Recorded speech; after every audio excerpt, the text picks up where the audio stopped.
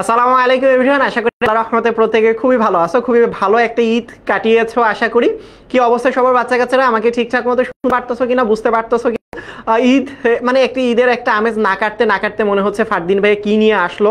হ্যাঁ, এতদিন মজা টজা করতেছি, ঘুরতেছি ফিরতেছি, ফারদিন ভাই আবার ক্লাস নিয়ে আসলো। কিছু করা নেই, আসলে তোমাদের পরীক্ষা শুরু হয়ে যাচ্ছে, অর্ধবার্ষিকী পরীক্ষা তোমাদের এই মাস থেকে শুরু হয়ে যাচ্ছে। অনেকের হয়ে গিয়েছে, যাদের হয়ে গিয়েছে ঈদ তো ভালো করেই করলো, বাট যাদের সামনে পরীক্ষা অর্ধবার্ষিকী তাদের জন্য বলবো যে একটু মনোযোগ দিয়ে ক্লাসটা শুরু করো। অবশ্যই ক্লাস শুরু করার সময় দুইটা বিষয়ে খেয়াল রাখতে হবে, সেটা হচ্ছে যে এমন একটা জায়গায় পড়ার চেষ্টা করো বা বসার চেষ্টা করো যেখানে তোমার পড়াশোনার ডিস্ট্রাকশনটা সব থেকে কম, অর্থাৎ চোখ উপর নিচ কানি বামে ডানে যাতে কোথাও না যায়। 2 নম্বর জিনিস হচ্ছে অবশ্যই পড়াশোনা করার সময় খাতাটা নিয়ে বসবা, যাতে করে আমি এই যেই জায়গাগুলো যেভাবে দেখিয়ে দিব বুঝিয়ে দিব, জাস্ট মাঝে মাঝে একটু বুঝে নিবা। যদিও বা হচ্ছে গিয়ে লিখলে ভালো আসলে, যদি বা আজকের ক্লাসটা এমসিকিউ ক্লাস, আজকের ক্লাসটা কিন্তু আমি আসলে হচ্ছে অধ্যায় 1, 2 এবং 3 মানে রসায়নের প্রথম 3টা চ্যাপ্টারের উপর 50টা টোটাল এমসিকিউ সলভ করাবো। এমনভাবে এমসিকিউগুলো সলভ করানো হবে যাতে করে তোমাদের ইনশাল্লাহ অর্ধবার্ষিকী কেন যে কোনো পরীক্ষাতে যে কোনোভাবে প্রশ্নগুলো ঘুরিয়ে দিক না কেন, যে কোনো অধ্যায়ের এই 3টা, যে কোনো বলতে এই 3টা চ্যাপ্টার থেকে যে কোনো প্রশ্ন থাকুক না কেন, ইনশাল্লাহ তোমরা কোথাও আটকাবা না। সুতরাং তাড়াতাড়ি একটু কাইন্ডলি আমাকে জানিয়ে দাও আমার ভয়েসটা ঠিকঠাক মতো শোনা যাচ্ছে কিনা, অল ক্লিয়ার কিনা, সব কিছু বোঝা যায় কিনা, শোনা যায় কিনা, দেখা যায় কিনা। যদি অল ক্লিয়ার থেকে থাকে তাহলে একটু জানিয়ে দাও জি ভাইয়া সব কিছু ঠিকঠাক দেখা যাচ্ছে, বোঝা যাচ্ছে, শোনা যাচ্ছে। অনেকেই আমরা দেখতে পাচ্ছি, মুনতাসির মাহিরও জয়েন হয়ে গিয়েছে, নুসরাত জাহানও জয়েন হয়ে গিয়েছে, যাক সবাই অনেকেই জয়েন করে ফেলেছো মাশাআল্লাহ। সুতরাং প্রথমত একটা কাজ করতে হবে, আজকের ক্লাস থেকে একটা কিন্তু তোমাদের জন্য মাশাআল্লাহ খুব ভালো একটা গিফট আছে। এই ক্লাসটা করলে আমি একজনকে টি শার্ট দিব। আসলে ব্যাপারটা হচ্ছে তোমরা যারা এই ক্লাসটা সর্বোচ্চ পরিমাণ শেয়ার করবা, আই রিপিট, যারা ক্লাসটা সর্বোচ্চ পরিমাণ শেয়ার করবা তাদের মধ্য থেকে একজনকে ইনশাল্লাহ এই 10 মিনিট স্কুলের টি শার্টটা দেওয়া হবে। তার মানে ব্যাপারটা যা দাঁড়াচ্ছে এখানের মধ্যে এটাই যে ভাই আমি যদি সর্বোচ্চ পরিমাণ শেয়ার দিই তাহলে কি আমি পেতে পারি? পেতেও পারো। কারণ ব্যাপারটা লাখের উপরে, অনেকে ধরো তুমি 400টা শেয়ার দিল, আরেকজন 400টা শেয়ার দিল, দুইজনকে তো দিব না, দিব হচ্ছে একজনকে। আসলে যাই হোক না কেন, আর একটা ভুল করা যাবে না। এই যে এই টি শার্টটা, এত সুন্দর টি শার্টটা যদি তোমরা পেতে চাও, ক্লাসটা কি করতে হবে? অবশ্যই ক্লাসটা শেয়ার করতে হবে। তবে একটা জিনিস বলে দেই ভাই, তোমরা যে মানে ভুলটা করো, তোমরা বিভিন্ন গ্রুপের মধ্যে গিয়ে এই একটা ক্লাসে 1000 বার শেয়ার করো, কি লাভ আসলে? এতে লাভটা কি? এটা কিন্তু যদি ধরা খেয়ে যাও তাহলে কিন্তু হবে না। ধরো তুমি একটা মানে এই গ্রুপের মধ্যে, মানে আমি যে গ্রুপে ক্লাস নিচ্ছি সেই গ্রুপের মধ্যেই হচ্ছে গিয়ে 1000 বার শেয়ার করলা। শ্রাবণ ধারা, বুঝতে পেরেছো ভাইয়া? সো শ্রাবণ ধারা ধরো হচ্ছে গিয়ে তোমার বা সাবিনা খাতুন, খুবই পরিচিত আমার স্টুডেন্ট। সো তারা ধরো হচ্ছে গিয়ে ক্লাসটা কি করলো, আমার গ্রুপের মধ্যে গিয়ে ভাই আপনি নেন 500, আপনি নেন 500, মানে 1000 বার শেয়ার দিলাম। তো লাভটা কি? লাভ আছে? লাভ নাই। সুতরাং কষ্ট করে নিজের ফেসবুক আইডিতে শেয়ার দিতে পারো, ফ্রেন্ডদের মাঝখানে শেয়ার করতে পারো। আমরা চাই সবাই একসাথে শিখতে, একসাথে পরীক্ষায় ভালো করতে ইনশাআল্লাহ। ওয়ালাইকুম আসসালাম, ফারহান জামিল যুক্ত হয়ে গিয়েছে। সো যাই হোক, যেহেতু সবাই যুক্ত হয়ে গিয়েছে, ওয়ালাইকুম আসসালাম, ওয়ালাইকুম আসসালাম। সুতরাং দেখো কথা হচ্ছে গিয়ে তোমরা যারা যারা জয়েন করে ফেলেছো ক্লাসটা অবশ্যই শেয়ার দিতে ভুলবা না, এটা বললাম। এবং আমরা এখন কি করব, আমরা হচ্ছে হ্যাঁ আলহামদুলিল্লাহ আমি খুবই ভালো আছি। আমরা এখন এমসিকিউ সলভিং এর দিকে চলে যাব। মানে আমরা প্রথম অধ্যায়ের প্রথমে কিছু এমসিকিউ সলভ করব, তার পরবর্তীতে হচ্ছে দ্বিতীয় অধ্যায় সলভ করব, তার পরবর্তীতে তৃতীয় অধ্যায়ে সলভ করব, রাইট? সো চলো আমরা প্রথম অধ্যায়ে চলে যাই। প্রথম অধ্যায়ের কথা যদি আমরা বলি, সেটা হচ্ছে নিচের সাংকেতিক চিহ্ন। আচ্ছা, আরেকটা কথা, সেটা হচ্ছে যারা যারা উত্তর পারো অবশ্যই তাড়াতাড়ি হচ্ছে গিয়ে তোমার উত্তরটা দিতে ভুলবা না। আসলে যে উত্তরটা হবে সেটা একটু তাড়াতাড়ি দিয়ে দিবা। দেখবা প্রথম অধ্যায়ের তোমাদের বোর্ড বইটা যদি খুলো, চ্যাপ্টারের শেষের দিকে একটা সুন্দর বক্স দেয়া আছে। বক্সের মধ্যে এরকম নানা রকমের, নানা আঙ্গিকে, নানা রকম ভাবে হচ্ছে এরকম সুন্দর সুন্দর কিছু ছবি দেয়া আছে। কঙ্কালের ছবি, ক্রসের ছবি, হ্যাঁ, হাতের মধ্যে ধরো পানির বোতল নিয়ে দাঁড়ায় আছে এরকম ছবি। যাই হোক, কোন ছবিটা কি নির্দেশ করতেছে এই জিনিসটা বুঝাটা এবং জানাটা খুবই গুরুত্বপূর্ণ। কেন? দেখো বরিশাল বোর্ড 2023 সালে এরকম প্রশ্ন এসেছে, অর্থাৎ তোমার সালে সময়ও কিন্তু চলে আসবে। এরকম একটা প্রশ্ন আসার সম্ভাবনা অনেক বেশি। অনেকেই ডি নাম্বারটা বলবে, ভাইয়া একটা প্রশ্ন ছিল, বলে ফেলো ভাইয়া। সবাই বলতেছে এটা আসলে উত্তেজক পদার্থ। আসলে চলো আমরা কমেন্ট একটু চেক করি, এটা কি আসলে উত্তেজক? এক্স্যাক্টলি। তোমাদের কিন্তু অবশ্যই একটা কাজ করতে হবে, সেটা হচ্ছে যে যেটার যেই উত্তরটা হয় অবশ্যই কমেন্টের মধ্যে জানাতে হবে। এই টি শার্টটা যারা পেতে চাও শুধুমাত্র কিন্তু হচ্ছে গিয়ে তোমার ক্লাসটা শেয়ার করলে হবে না, ক্লাসের মধ্যে অ্যাক্টিভও থাকতে হবে। আমি এখান থেকে হচ্ছে গিয়ে তোমার যাদের দেখবো যে যারা সব থেকে বেশি অ্যাক্টিভ এর মধ্যে থেকে একজনকে কিন্তু টি শার্ট ক্লাস শেষেই, এমন না যে ক্লাসের শুরুর দিকে, আসলে ক্লাসের শেষের মধ্যে আজকে কিন্তু টি শার্ট দিয়ে যাব। ঠিক আছে, চলো তার পরবর্তীতে কাঁচা আমে কি থাকে, এই যে আম, এই আমের যে ব্যাপারটা ভাই, এখন তো জানো গরমের সবাই খালি কিছু খাক আর না খাক আমটা খাবে বাবা, বিশেষ করে রাজশাহীর মানুষ মনে হয় আম দিয়েও গোসল করে এখন, রাইট? সো এই কাঁচা আমের মধ্যে মানুষ তো পাকা আমই খায়, কিন্তু কাঁচা আমটা টক লাগে। মনে রাখবা যাহা কিছু টক লাগে ওর মধ্যে কিছু না কিছু অ্যাসিড থাকে। এমন কথা হচ্ছে কাঁচা আম যেহেতু টক লাগে, এটার মধ্যে কি অ্যাসিড থাকে? দুই ধরনের অ্যাসিড থাকে। একটাকে কি বলবো? একটাকে বলবো ম্যালিক অ্যাসিড, আর একটাকে বলবো সাকসেনিক অ্যাসিড। সুতরাং এখানের মধ্যে দেখো, এখানের মধ্যে কি আছে? ম্যালিক অ্যাসিড নেই, বাট সাকসেনিক অ্যাসিড আছে, অর্থাৎ উত্তর নাম্বারটা হচ্ছে ডি নাম্বারটা। বুঝতে পেরেছো আমার কথা? Very good, very good. তার পরবর্তীতে দেখো কোনটি বিস্ফোরক পদার্থ? কোনটি কি পদার্থ? বিস্ফোরক পদার্থ। সো বিস্ফোরক পদার্থের ক্ষেত্রে দেখো, বিস্ফোরক মানে কি? বুম বাস্ট, মানে হচ্ছে মানে ওয়ান টাইপ অফ পারমাণবিক বোমা যেমন বুম হয়ে যায়, এরকম জাতীয় পদার্থ। কে বলতে পারে? তাড়াতাড়ি বলো, এত ভাই ইয়া করলে হবে। সো এটা হচ্ছে জৈব পারক্সাইড। এগুলো মুখস্থ রাখতে হবে, এগুলো বুঝানোর কিছু নাই। কোনটা বিস্ফোরক পদার্থ, কোনটা অবিস্ফোরক পদার্থ, এই জিনিসগুলো নামগুলো মনে রাখতে হবে, তাছাড়া কিন্তু আসলে মুশকিল আসলে। তার পরবর্তীতে দেখো কোনটা বিস্ফোরক পদার্থের চিহ্ন, এই যে দেখো চিহ্নগুলো, দেখো চিহ্নগুলোর ক্ষেত্রে যদি বলি কোনটা বিস্ফোরক পদার্থের চিহ্ন, এটাও দেখো এরকম, আমি বারবার বলতেছি যে এরকম টাইপের ছবি দিয়ে কিন্তু বোর্ড পরীক্ষায় প্রশ্ন করে। সো এই যে দেখো, এই যে দেখো, এটা হচ্ছে সিলেট বোর্ড 2020 সালের প্রশ্ন। সেটা কি? সেটা হচ্ছে গিয়ে তোমার দেখো কোনটা বিস্ফোরক পদার্থের চিহ্ন, এখানে বলছে এই নাম্বারে এরকম বুম বুম বুম বুম এরকম। আচ্ছা ভাইয়া, অলরেডি আমি একটা টি শার্ট পাই, যারা যারা টি শার্ট পাও তারা টি শার্ট পেয়ে যাবা। এগুলো আসলে অর্ডার দেওয়া হয়ে গিয়েছে, সব আমাদের হাতে চলে আসলে তোমাদেরকে পাঠিয়ে দেওয়া হবে ইনশাল্লাহ। সুতরাং ক্লাসটা শেয়ার করলেই হয়ে যাবে, আর কিছু লাগবে না।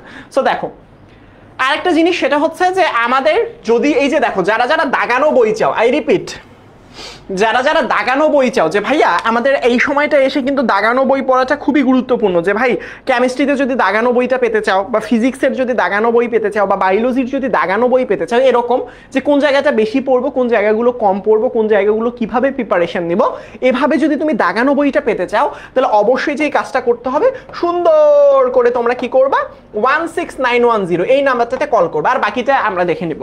ঠিক আছে, শুধুমাত্র এই নাম্বারটাতে কল করলেই হয়ে যাবে ইনশাআল্লাহ। সো দেখো আবারও প্রশ্নে ফিরে আসি, আমরা এবার একটা ময়মনসিংহ বোর্ড 2020 সালের প্রশ্ন সলভ করব। সেটা হচ্ছে কোনটা? দাহ্য পদার্থ। দাহ্য মানে হচ্ছে জ্বলে উঠে, জ্বলে উঠে মানে আগুনের সংস্পর্শে আসার সাথে সাথেই বুম বুম বুম বুম করে জ্বলে উঠে আসলে। তো এই যে দাহ্য পদার্থ, এই পদার্থটার নাম কি কেউ বলতে পারে? তাড়াতাড়ি কমেন্টটা জানাতে হবে, নাহলে আমি তো শিখাবোই ইনশাআল্লাহ। আচ্ছা সবাই বলতেছে ডি নাম্বারটা, শ্রাবণ ধারা, নার্গিস আক্তার, মুনিরা আক্তার, ইর জিসান। আচ্ছা ঠিক আছে, এটা আসলে ইথার হবে, এটা আসলে ইথার। এইগুলোর নাম একটু মনে রাখতে হবে, এই জিনিসগুলোর নাম একটু মনে রাখা খুবই খুবই গুরুত্বপূর্ণ। তার পরবর্তীতে দেখো নিচের কোন চিহ্নটি স্মারক গ্যাস বা তরল নির্দেশ করে? আচ্ছা খুবই ভালো কথা। এই যে বললাম এই জিনিসটা একটু কনফিউজিং, যে বইয়ের মধ্যে সরাসরি ওইভাবে দেয়া নাই, বাট পরীক্ষায় চলে আসতে পারে মাঝে মাঝে, কথাবার্তা ঘুরাই দিতে পারে। স্মারক গ্যাস মানে কি? যেগুলো অ্যালকোহল জাতীয়, যেগুলো তরল জাতীয়, যেমন অ্যালকোহল, এটা কিন্তু এক ধরনের তরল। সো এই জিনিসটা নির্দেশ করে কোনটা দিয়ে? এই যে দেখো, এই যে দাহ্য পদার্থ জাতীয় জিনিস দিয়ে। তার পরবর্তীতে দেখো অনুসন্ধান গবেষণার ষষ্ঠ ধাপ কোনটি? আই রিপিট, এই জিনিসটা খুবই গুরুত্বপূর্ণ। বইটা খোলার পরবর্তীতে দেখবা প্রথম ধাপ মানে তুমি আবিষ্কার করতে চাচ্ছ, এই আবিষ্কার করতে গেলে তোমাকে 6টা ধাপে একটা জিনিস আবিষ্কার করতে হবে, একটা ধাপে না। জিনিসপত্র নির্ধারণ করতে হবে, ঘাটাঘাটি করতে হবে, বই সিদ্ধান্ত নিতে হবে, লিখতে হবে, মানুষের মাঝখানে ছড়িয়ে দিতে হবে, এরকম 6টা ধাপ আছে। এই 6খানা ধাপ যদি তুমি মুখস্থ না করো, তুমি বিপদে পড়বা। কারণ বোর্ড পরীক্ষায় দেখা যায় অ্যানালাইসিস করে, দেখো রাজশাহী বোর্ড এটা, বাট বিগত বছরের ম্যাক্সিমাম বোর্ড প্রশ্নগুলো অ্যানালাইসিস করলে যেটা দেখা যায়, এই অনুসন্ধান এবং গবেষণার বিভিন্ন ধাপ দিয়ে দেয়। হ্যাঁ, যে ভাই আসলে হচ্ছে গিয়ে তোমার এটার ষষ্ঠ ধাপ কত, তৃতীয় ধাপ কত, চতুর্থ ধাপ কত। সো এখানের মধ্যে কি বলছে? প্রক্রিয়ার ষষ্ঠ ধাপ। সবাই কি উত্তর দিচ্ছ? সবাই কেউ বলতেছো সি, কেউ বলতেছো ডি। হ্যাঁ, ষষ্ঠ মানে তো শেষ ধাপ। শেষ ধাপে ফলাফল সম্পর্কে আগাম ধারণা নিবা, নাকি কাজের পরিকল্পনা করবা, নাকি হচ্ছে পরীক্ষণ তথ্য উপাত্তের সংগঠন এবং বিশ্লেষণ করবা? হ্যাঁ, অবশ্যই বিশ্লেষণ করতে হবে, অবশ্যই বিশ্লেষণ করতে হবে। এছাড়া তো মুশকিল, আপনি তো ফলাফল সম্পর্কে আগাম ধারণা কি 6 নাম্বার ধাপে নেবেন? 6 নাম্বার ধাপে তো ফলাফল হাতেই থাকবে, রাইট? ঠিক আছে। তারপরে ট্রিফেল চিহ্নটি প্রথম কোন দেশে ব্যবহার করা হয়? এই যে দেখো কতবার আসছে, যশোর বোর্ড, বরিশাল বোর্ড, এসে ভরপুর একদম। সো এটা দেখো, ট্রিফয়েল চিহ্নটি প্রথম কোন দেশে ব্যবহৃত হয়? কোন দেশে ব্যবহৃত হয়? এইগুলো একটু মনে রাখবা। আমেরিকাতে ব্যবহার করা হয়। তারপরে দেখো, আচ্ছা আমরা আরো কিছু এমসিকিউ পড়লাম, এখন কিছু কথাবার্তা বলি। সেটা হচ্ছে, আচ্ছা এখন হচ্ছে যে আমরা যদি 10 মিনিট স্কুলের সাথে অর্ধবার্ষিকী মানে এই অর্ধবার্ষিকী পরীক্ষার জন্য একদম যদি আমরা একটা প্রস্তুতি নিতে চাই একদম সম্পূর্ণ ফ্রিতে, যেটা করতে হবে সেটা হচ্ছে তুমি একটু কষ্ট করে অ্যাপসটা ডাউনলোড করে ফেলবা। অর্ধবার্ষিকীর প্রস্তুতি আমাদের সাথে না একদম ফ্রিতেই, যে এখন যেমন এমসিকিউ গুলো নিচ্ছ, এই নবম শ্রেণীর অ্যাপসে যদি করো, নবম শ্রেণীর অর্ধবার্ষিকী কি কি আসতে পারে এরকম প্রশ্নের সমাধান পেয়ে যাবা। প্রত্যেক বিষয়ের জন্য 2টি করে ওয়ান শট ক্লাস পেয়ে যাবা, সব সাজানো আকারে পাবা। 6টি সাবজেক্টে যেগুলো নবম শ্রেণীর অনলাইন ব্যাচ পড়ানো হয় এগুলো থাকবে, স্পেশাল সাজেশন থাকবে, দাগানো বই থাকবে, দাগানো বইটা খুবই স্পেশাল। সুতরাং তোমরা যেটা করতে হবে, তোমাদের অর্ধবার্ষিকী পরীক্ষার যদি আলটিমেট সলিউশনটা পেতে চাও আমাদের অ্যাপসে কানেক্টেড হয়ে যাও এবং আমাদের সাথে একটু কানেক্টেড থাকতে হবে। এবং আরেকটা জিনিস, যদি আমাদের সাথে ইনশাআল্লাহ কানেক্টেড থাকো তাহলেই হবে, আর কিচ্ছু লাগবে না ভাইয়া। সো তার পরবর্তীতে দেখো, অ্যাপসটা একটু 10 মিনিট স্কুলের কষ্ট করে ডাউনলোড করে ফেলবে, এখানে সবকিছু সাজানো আকারে পাবা ইনশাআল্লাহ, কেমন? আচ্ছা তার পরবর্তীতে, ব্রোঞ্জ তৈরিতে নিচের কোন 2টা ধাতু ব্যবহার করে? খুবই গুরুত্বপূর্ণ, বলা হয় সংকর ধাতু। সংকর ধাতু মানে কি? অনেকগুলো আলাদা আলাদা ধাতু একসাথে মিলে একটা নতুন জিনিস তৈরি করছে। মানে ধরো তুমি নতুন কিছু একটা তৈরি করতে চাচ্ছ যেখানে অনেকগুলো আলাদা আলাদা জিনিস একসাথে মিশিয়ে ফেলেছো, যেমন খিচুড়ির মধ্যে কি করো? চাল দাও, ডাল দাও, তেল দাও, পেঁয়াজ দাও, মরিচ দাও, দিয়ে একটা খিচুড়ি তৈরি হয়। সেম একইভাবে ব্রোঞ্জ হচ্ছে রাসায়নিকভাবে একটা খিচুড়ির মতো, যেখানের মধ্যে কি কি থাকে? কপার এবং টিন থাকে। এই 2টা জিনিসকে যদি একসাথে মিশ্রিত করো তাহলে যে ব্যাপক জিনিসটা পাবা সেটাই হচ্ছে, বুঝতে পেরেছ? কপার এবং টিনটাকে যদি একসাথে মিশ্রিত করো তাহলে কি পাবা বলো তো বাবা? ব্রোঞ্জ পেয়ে যাবা। বুঝতে পেরেছ?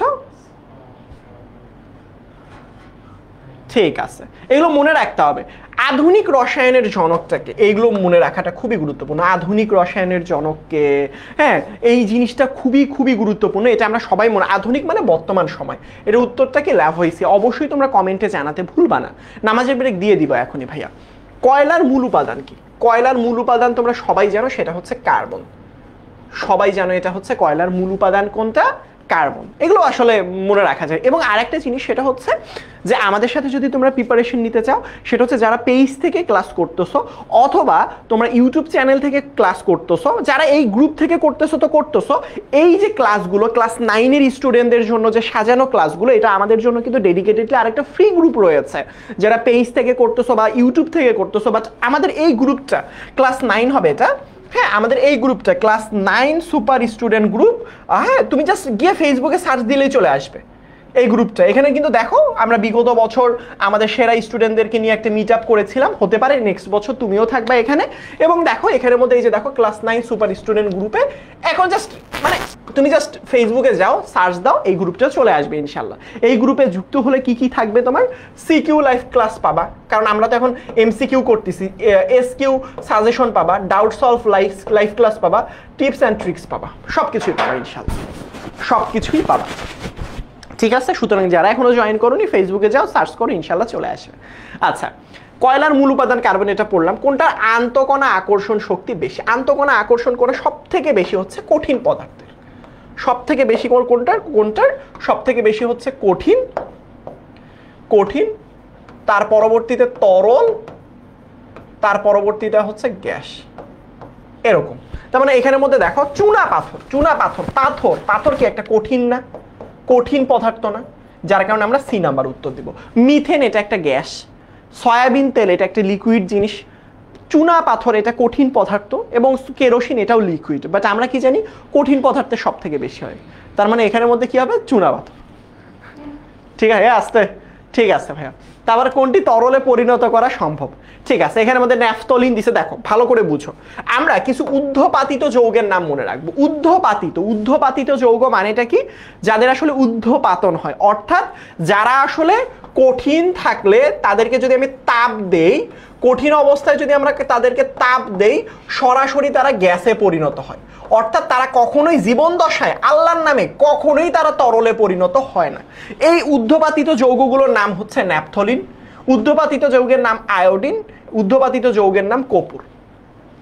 বুঝতে পেরেছো আমার কথা? তার মানে এইগুলো সবগুলো ঊর্ধ্বপাতিত যৌগ, তাপ দিলে সরাসরি গ্যাসে পরিণত হয়, কিন্তু প্রশ্ন বলছে তরলে পরিণত করা যায়। তার মানে এইগুলোর অপশনের বাইরে, কারণ এগুলো তো ঊর্ধ্বপাতিত যৌগ ন্যাপথলিন, তাপ দিলে গ্যাসে পরিণত হয়।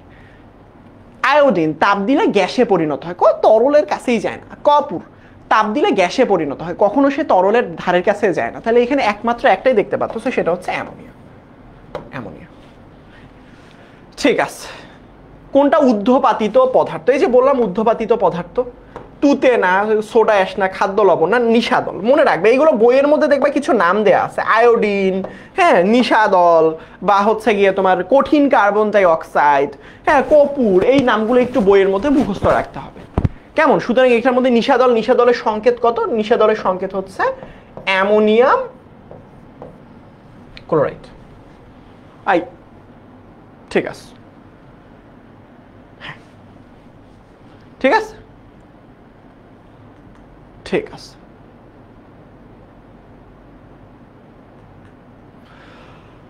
তারপরে দেখো ক্লাস 9-এর হাফ ইয়ারলি লাইফ। খুবই ভালো আছে বাবা, খুবই ভালো আছে। আচ্ছা ঠিক আছে, তাহলে এখন দেখো, এখন একটা জিনিস, সেটা হচ্ছে হাফ ইয়ারলি রিভিশন লাইফের কথা যদি আমরা বলি, সেই ক্ষেত্রে আমাকে বলতেই হয় যে বুধবার আমাদের ক্লাস, আমাদের শুরু হয়েছিল 21শে মে, এইটা হয়ে গেছে, এইটা হয়ে গেছে, এইটা হয়ে গেছে, এইটা হয়ে গেছে, 31 মে হয়েছে, 3 জুন হয়েছে, 15, আজকে কিন্তু এই যে 15 তারিখের ক্লাস হচ্ছে।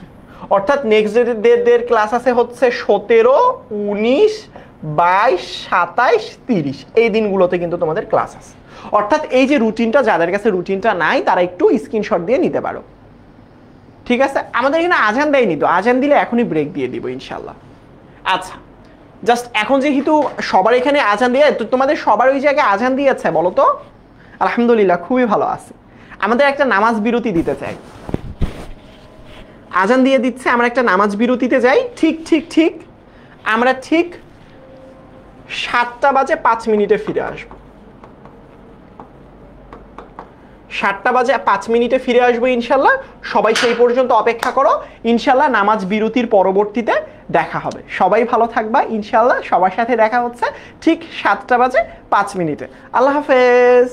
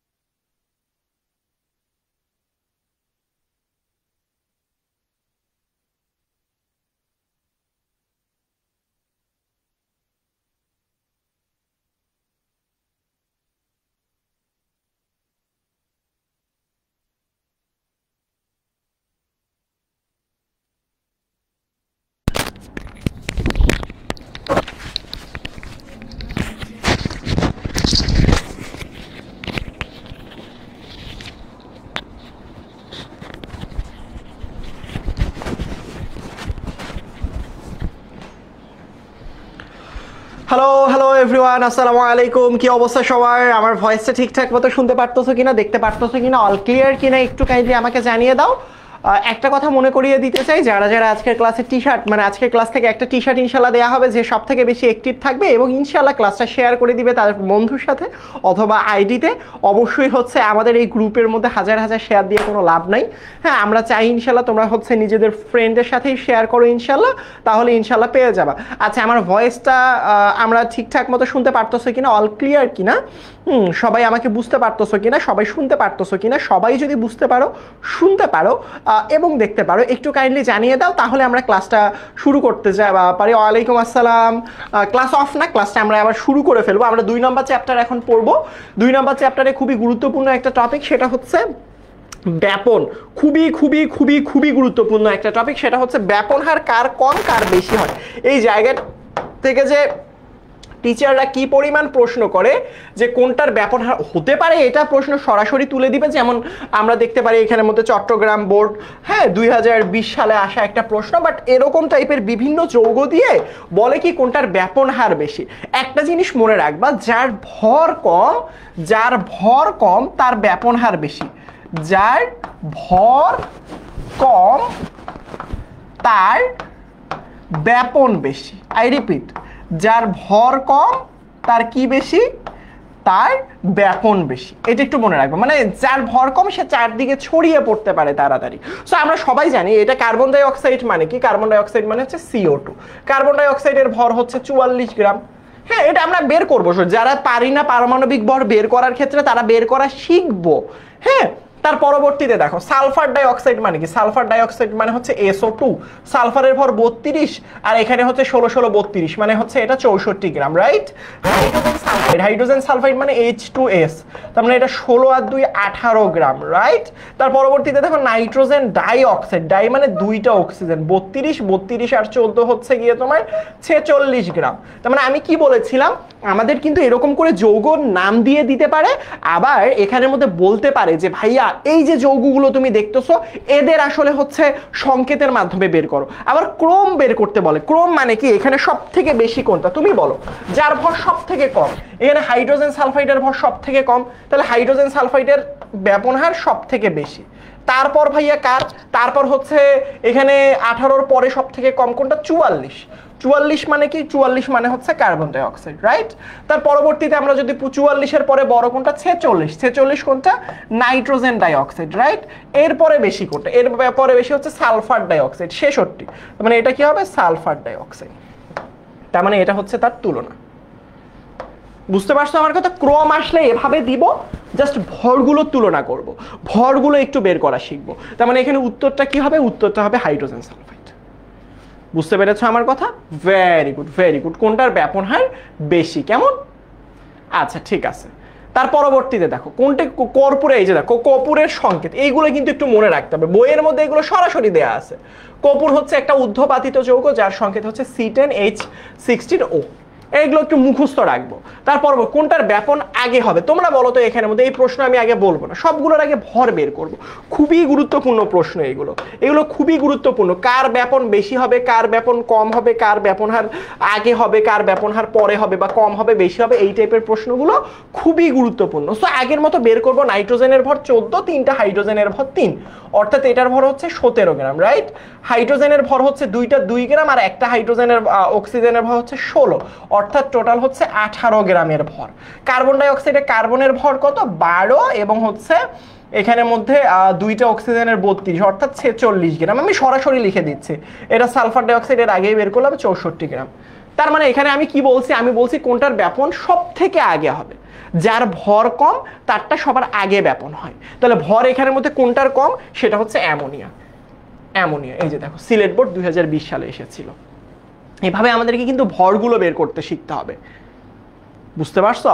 তার পরবর্তীতে দেখো, আচ্ছা বিষয় ভিত্তিক, যদি ওই যে আগেও বলেছিলাম এটা, যদি তোমরা দাগানো বই পেতে চাও, যেহেতু তোমাদের প্রিপারেশন নিতে গেলে বইগুলোও পড়তে হয়, কোন বই থেকে কতটুকু কিভাবে পড়বো এই জিনিসগুলো যদি তুমি জানতে চাও, অবশ্যই এই দাগানো বই পাইতে চাইলে তুমি 16910 এই নাম্বারে জাস্ট একটা কল করে বলবা যে আমি আসলে ফারদিন ভাইয়ার ক্লাস করেছি, ফারদিন ভাইয়া বলেছিল যে এই নাম্বারে যদি ফোন দেওয়া হয় তাহলে ইনশাআল্লাহ তোমরা হচ্ছে গিয়ে তোমার দাগানো বইটা দিতে চেয়েছে ভাইয়া, শুধুমাত্র ফোন করো, ইনশাল্লাহ দাগানো বই তোমার কাছে পৌঁছায় যাবে। কেমন? ঠিক আছে।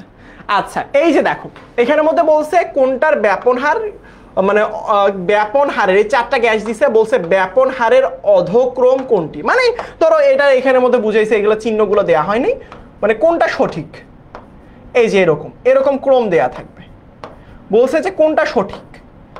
সো এরকম টাইপের যখন তুমি ক্রম দেখতে পারবা, আই রিপিট, এরকম টাইপের মধ্যে যখন বলবে এটা ক্রম মানে কি, কার ব্যাপন হার বেশি কার কম, এই হিসেবে তুমি একটু সাজাও। আই রিপিট, কার ব্যাপন হার বেশি কার ব্যাপন হার কম, এই অনুসারে তুমি একটু সাজাও। তখন তুমি কি করবা জানো, এখানের মধ্যে সবগুলোর ভরগুলো তুমি বের করার চেষ্টা করবা।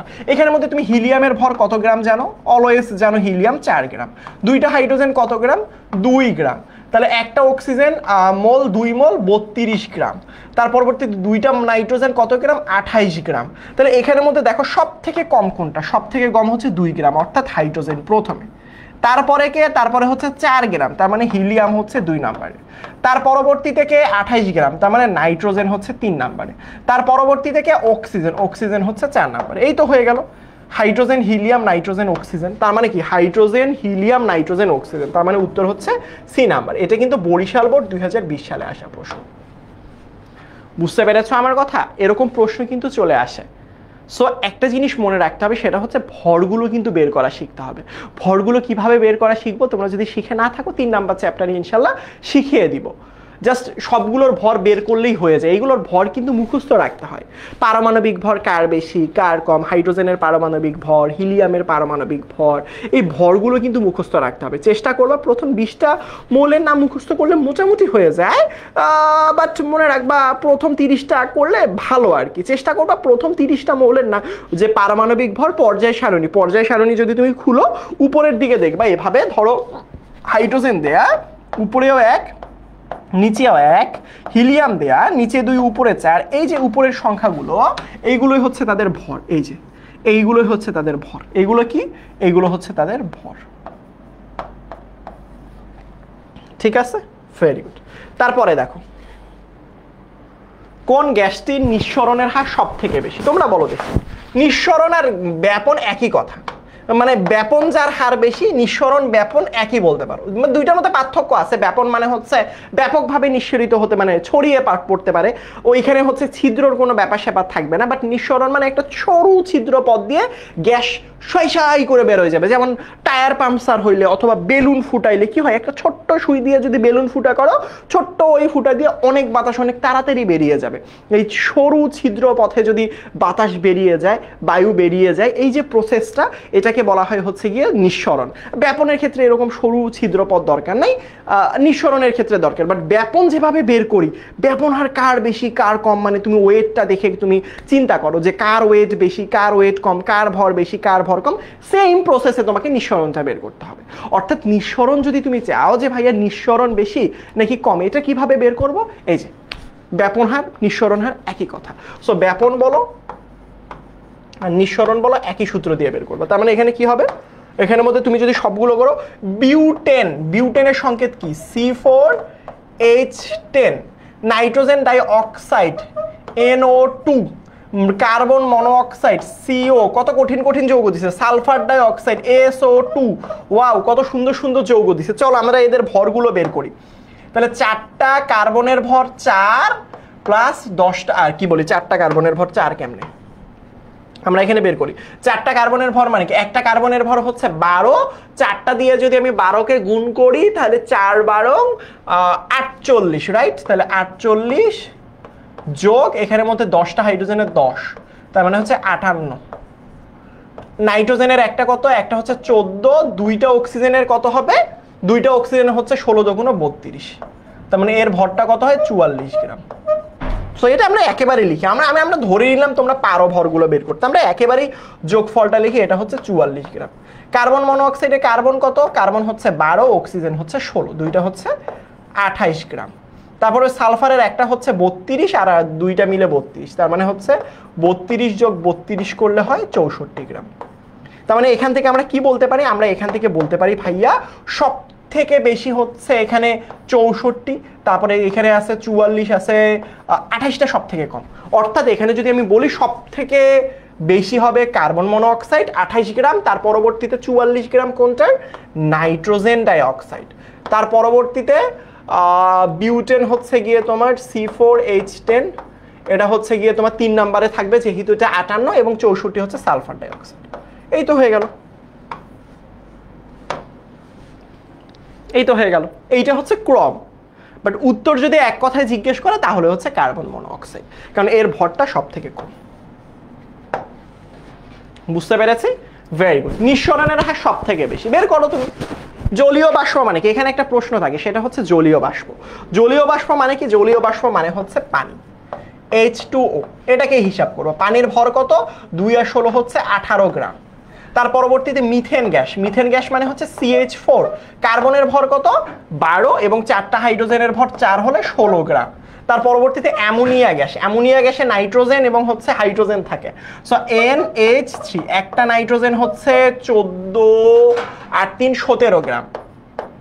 তার পরবর্তীতে ইথেন গ্যাস, ইথেন মানে হচ্ছে মিথেনের পরেরটা হচ্ছে ইথেন, C4H6, তাহলে এখানে 2টা কার্বনের ভর হচ্ছে 12 12 24 আর 6 হচ্ছে 30 গ্রাম। তাহলে এখন দেখো এখানের মধ্যে বলছে সব থেকে বেশি, তাহলে সব থেকে বেশি কার হয়, ভর যার কম হয় তার আসলে হচ্ছে নিঃসরণের হার সব থেকে বেশি হয়, তাই না? বলো তো, তাহলে এখানের মধ্যে কোনটা হবে তুমি বলো? ভর কম এখানে কোনটা সব থেকে বেশি? ভর কম হচ্ছে এখানে 16, অর্থাৎ মিথেন গ্যাস, অর্থাৎ বি নাম্বারটা হচ্ছে উত্তর। বুঝতে পেরেছো আমার কথা? সো এটার উত্তরটা কি হবে, বি নাম্বারটা হবে। তার পরবর্তী কোন পদার্থকে তাপ দিলে, দেখো কোন পদার্থকে তাপ দিলে কঠিন অবস্থা থেকে সরাসরি গ্যাসীয় পদার্থে পরিণত হয়। আমি আগে বলছিলাম ঊর্ধ্বপাতিত কিছু যৌগ আছে, ঊর্ধ্বপাতিত যে যৌগগুলো রয়েছে, ঊর্ধ্বপাতিত যৌগগুলোকে কঠিন অবস্থায় যদি তুমি তাপ দাও, আমরা কি জানি কোনো একটা কঠিন বস্তুকে তাপ দিলে ওইটা প্রথমে তরলে পরিণত হয়, আবার তরলটাকে তাপ দিলে সেটা হচ্ছে গ্যাসীয় পদার্থে পরিণত হয়। বাট কিছু কিছু আল্লাহর দুনিয়াতে কিছু কিছু যৌগ রয়েছে যেগুলোকে কঠিন অবস্থায় যদি তুমি তাপ দেওয়া শুরু করো তাহলে সেটা তরল অবস্থায় যায় না, সরাসরি গ্যাস হয়ে যায়। এদেরকেই আসলে কি বলা হয় বলো তো বাবা, ঊর্ধ্বপাতিত যৌগ, সরাসরি একদম উড়ে যায়, আকাশের মধ্যে উড়ে যায়। এই জাতীয় যৌগগুলোকে ঊর্ধ্বপাতিত যৌগ বলা হয়। যেমন এখানের মধ্যে সি, এখানের মধ্যে মানে সংকেত একটা ভুল দেয়া আছে, সেটা হচ্ছে এখানের মধ্যে C10H8 দিলে ঠিক ছিল, ন্যাপথলিন। এখানে সংকেতটা একটু ঠিক করে নাও, সেটা হচ্ছে C10H8।